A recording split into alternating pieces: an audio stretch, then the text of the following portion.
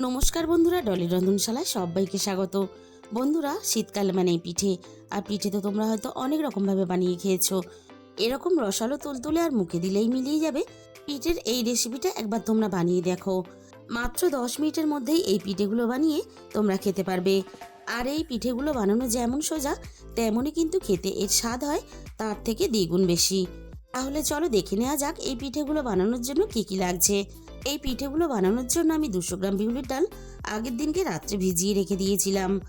একটু সময় নিয়ে যদি ডালটা ভিজিয়ে রেখে দেওয়া হয়, তাহলে ডালগুলো খুব সুন্দরভাবে ফুলে বড় হয়ে যাবে আর নরম হয়ে যাবে। তার জন্য পিঠেগুলো বানাতেও খুব সুবিধা হবে। এখানে আমি একটা মাঝারি সাইজের মিক্সিং জার নিয়ে নিয়েছি। ডালগুলো বাটার জন্য আমি মিক্সির জারের মধ্যে দিয়ে দিলাম। এবার আমি ডালের মধ্যে দিয়ে দেব স্বাদ মতো লবণ। এই সময় লবণটা দিলে তাহলে সুন্দরভাবে ডালের সাথে মিশে যাবে। আর প্রথমেই কিন্তু আমি ডালের মধ্যে জল দেব না। যদি প্রয়োজন পড়ে ডাল বাটার সময়, তখন আমি অল্প একটু জল ব্যবহার করব। ডালটা আমি খুব ভালোভাবে বেটে নিয়েছি। আর ডাল বাটার সময় আমি হাফ কাপের মতো জল ব্যবহার করেছিলাম। খুব বেশি কিন্তু জল ব্যবহার করা যাবে না। খুব বেশি জল ব্যবহার করলে তাহলে পিঠেগুলো বানাতে অসুবিধা হবে। শুধুমাত্র বিউলির ডাল দিয়ে যে এত সুন্দর একটা পিঠে বানানো যায়, তোমরা কিন্তু না দেখলে বিশ্বাস করবে না। সমস্ত ডাল বাটাটা আমি একটা বড় বাটির মধ্যে ঢেলে নিলাম। এবার আমি ডালের মধ্যে দিয়ে দেব অল্প একটু মৌরি। এবার আমি তোমাদের দেখিয়ে দেবো, দেখো ডালটা ঠিক এরকম মসৃণ করে বেটে নিতে হবে। ডালের মধ্যে একটু কিন্তু দানা ভাব থাকলে হবে না, তাহলে পিঠেগুলো শক্ত হবে আর খেতেও ভালো লাগবে না। এবার আমি ডালটা খুব ভালোভাবে ফেটিয়ে নেব। আমি ডালটা বাটার পরে আরও 5 মিনিটের মতো ডাল বাটাটা আমি মিক্সির মধ্যে ঘুরিয়ে নিয়েছিলাম। এতে কি হবে, ডালটা খুব ভালোভাবে আরও একটু ফেটিয়ে যাবে। তাহলে হাত দিয়ে খুব বেশিক্ষণ কিন্তু ফেটাতে লাগবে না। মিনিট 10-এর মতো আমি ডালটাকে ফেটিয়ে নিলাম। আর দেখো, ডালটা এইভাবে যত ফেটাবে, ডালের মধ্যে এরকম একটা ফাঁপালো ভাব চলে আসবে। আর ডালটা এইভাবে ফেটানোর জন্য ডালটা কিন্তু খুব হালকাও হয়ে যাবে। আর এর জন্য পিঠেগুলো খুব সুন্দরভাবে তৈরিও হবে আর খেতেও ভালো লাগবে। ডালটাকে আমি ফেটিয়ে রেডি করে নিলাম। এবারে আমি তোমাদের দেখিয়ে দেবো, দেখো ডালটা কত সুন্দরভাবে ফেটানো হয়েছে। এখানে আমি একটা বাটির মধ্যে পরিষ্কার জল নিয়ে নিয়েছি। জলের মধ্যে আমি অল্প একটু ডাল দিয়ে দিলাম। আর জলের মধ্যে দেখো ডালটা খুব সুন্দরভাবে ভেসে রয়েছে। ডালটা যখন এরকম জলের মধ্যে ভেসে থাকবে, তার মানে আমাদের ডালটা পারফেক্টভাবে ফেটানো হয়েছে। এবারে আমি ওই জলের মধ্যেই একটু জল হাত করে নেব। অল্প একটু জল হাত করে নিলে তাহলে পিঠেগুলো ভাজার সময় হাতের মধ্যে আটকে যাবে না। আমি পিঠেগুলো ভাজার জন্য আগে থেকেই কড়াইয়ের মধ্যে কিছুটা সাদা তেল গরম করতে বসিয়ে দিয়েছিলাম। এবার আমি গ্যাসের ফ্লেমটা একেবারে মিডিয়াম টু লোতে রেখে, যেভাবে ঠিক আমরা বড়া ভাজি ঠিক সেইভাবেই কিন্তু আমি গোল গোল করে দিয়ে দেবো তেলের মধ্যে ভাজার জন্য। আর তেলের মধ্যে দেওয়ার সময় একটু টেরা বেঁকা হলেও তাতে কিন্তু কোনো অসুবিধা হবে না। যখন এগুলো তেলের মধ্যে ভাজা হবে, এগুলো কিন্তু নিজে থেকেই বেশ গোল গোল হয়ে যাবে। আর যতগুলো পিঠে এখানে একসাথে দেওয়া যায়, ততগুলোই কিন্তু আমি একসাথে দিয়ে দিলাম। এবার আমি গ্যাসের ফ্লেমটা মিডিয়ামে রেখে একটা সাইড প্রথমে খুব ভালোভাবে হতে দেব। আর দেখেই বুঝতে পারছো পিঠেগুলো ফুলে কতটা বড় বড় হয়েছে। আর দেখো কত সুন্দরভাবে গোল গোল হয়ে গেছে। আর একটা সাইড খুব ভালোভাবে হওয়ার পরেই কিন্তু এগুলোকে উল্টাতে হবে, তা না হলে সব কিন্তু একসাথে ঘেটে যাবে। ছামদা দিয়ে উল্টাতে আমার একটু অসুবিধা হচ্ছিল, তাই আমি খুন্তি দিয়ে এগুলোকে উল্টে দেব।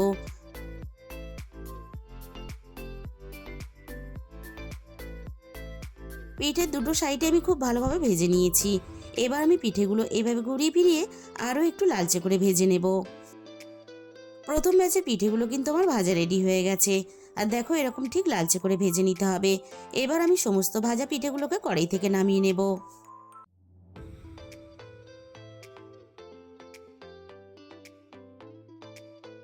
আর এই পিঠেগুলো ভাজতে যেমন খুব বেশি সময়ও লাগে না, তেমনই কিন্তু তেলেরও খুব বেশি প্রয়োজন হয় না। বাকি পিঠেগুলো ঠিক আমি একইভাবে তেলের মধ্যে দিয়ে ভেজে নেব।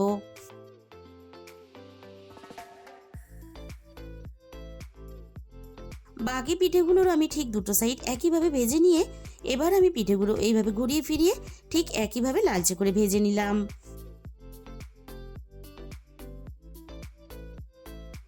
সবগুলো পিঠে ঠিক একইভাবে আমি ভেজে রেডি করে নিলাম। আর এই পিঠেগুলো বানানোর জন্য কোনো রকম নারকেল বা চাল গুঁড়ো কোনো কিছুরই প্রয়োজন হয় না। তাই তোমরা খুব সহজেই কিন্তু যখন ইচ্ছে তখনই কিন্তু এই পিঠেগুলো বানিয়ে নিতে পারবে। আমি গ্যাসের মধ্যে আরও একটা কড়াই বসিয়ে দিয়েছি। এবারে আমি একটা রসের শিরা বানিয়ে নেব। আর এই 200 গ্রাম বিউলির ডালের জন্য আমি কড়াইয়ের মধ্যে 1 লিটার জল দিয়ে দিলাম। আর এই পিঠেগুলো বানানোর জন্য জলের পরিমাণ কিন্তু একটু বেশি লাগে, তাই তোমরা যখন এই পিঠেগুলো বানাবে ডালের পরিমাণ হিসাবে জলের পরিমাণটা বাড়িয়ে বা কমিয়ে নেবে। জলটা হালকা উষ্ণ ফুটে উঠেছে, আমি জলের মধ্যে দিয়ে দিলাম 3টে থেতো করা এলাচ, আর সাথেই আমি এখানে দিয়ে দেব 2টো তেজপাতা কুচি। আর রসের শিরা বানানোর জন্য আমি এখানে মাঝারি সাইজের বাটির 1 বাটি চিনি দিয়ে দিলাম। আন্দাজ মতো আমি 250 গ্রামের মতো চিনি দিয়ে দিলাম। তোমরা যে যেরকম মিষ্টি খেতে চাও সেরকম হিসাব করে চিনিটা দিয়ে দেবে। এবার আমি চিনিটাকে নাড়াচাড়া করে জলের সাথে খুব ভালোভাবে মিশিয়ে দেব। আর রসের কালারটা আরও একটু ভালো আসার জন্য আমি এখানে হাফ বাটির মতো গুড় দিয়ে দিলাম। তবে গুড়টা কিন্তু পুরোপুরি অপশনাল, তোমরা চাইলে দিতেও পারো নাও দিতে পারো। এবার আমি গুড়টা নাড়াচাড়া করে খুব ভালোভাবে মিশিয়ে দেব। আর এই রসের শিরাটা কিন্তু খুব বেশি ফুটিয়ে গাঢ় করলে হবে না, এই রসের শিরাটা কিন্তু একেবারে পাতলা করেই বানাতে হবে, তবেই কিন্তু পিঠেটা খেতে ভালো লাগবে। গুড়টাকে আমি নাড়াচাড়া করে খুব ভালোভাবে মিশিয়ে দিয়েছি। আর মিনিট 5 মতো আমি শিরাটাকে জাল করে নিলাম। এবারে আমি গ্যাসের ফ্লেমটা পুরোপুরি বন্ধ করে দেব। এবারে আমি এই গরম রসের মধ্যেই সমস্ত ভাজা পিঠেগুলোকে দিয়ে দেব। গরম রসের মধ্যে পিঠেগুলো দেওয়ার জন্য খুব তাড়াতাড়ি কিন্তু পিঠের মধ্যে রসটা ঢুকে যাবে। এবারে আমি দেখো একটা হাতা দিয়ে এইভাবে রসের সাথে পিঠেগুলোকে খুব ভালোভাবে মিশিয়ে দেব। পিঠেগুলোকে খুব ভালোভাবে রসের মধ্যে মিশিয়ে দেওয়ার পরে আমি মিনিট 10 মতো ঢাকা দিয়ে দিলাম। ঠিক 10 মিনিট পরে আমি কড়াইয়ের ঢাকাটাকে সরিয়ে নিলাম। দেখো কতটা রস পিঠের মধ্যে টেনে নিয়েছে, আর পিঠেগুলো সুন্দরভাবে কিন্তু ফুলে উঠেছে। এবারে আমি তোমাদের একটা প্লেটের মধ্যে তুলে পরিবেশন করে দেখিয়ে দেব পিঠেগুলো কতটা পারফেক্টভাবে রেডি হয়েছে। এবার আমি দেখো তোমাদের একটা চামচ দিয়ে 2টো পিঠে কেটে দেখিয়ে দেবো পিঠের ভিতরে কতটা ফাঁপালো হয়েছে, আর পিঠের মধ্যে দেখো কতটা সুন্দরভাবে রস ঢুকে গেছে। তাহলে বন্ধুরা, আজকের এই পিঠের রেসিপিটা ভালো লাগলে ভিডিওতে একটা লাইক করে দিও, আর নিজেদের বন্ধুদের মধ্যে শেয়ার করে দিও। আর যে সমস্ত নতুন বন্ধুরা এখনো পর্যন্ত আমার চ্যানেলটাকে সাবস্ক্রাইব করোনি, এরকম নতুন নতুন ঘরোয়া রেসিপি পেতে আমার চ্যানেলটাকে সাবস্ক্রাইব করে আমার পাশে থাকার অনুরোধ রইল। আর তার সাথে সাথে পাশে থাকা বেল আইকনটা ক্লিক করে অল করে দিও, তাহলে আমি যখনই কোনো নতুন রেসিপি আপলোড করব সবার আগে তোমার কাছে পৌঁছে যাবে।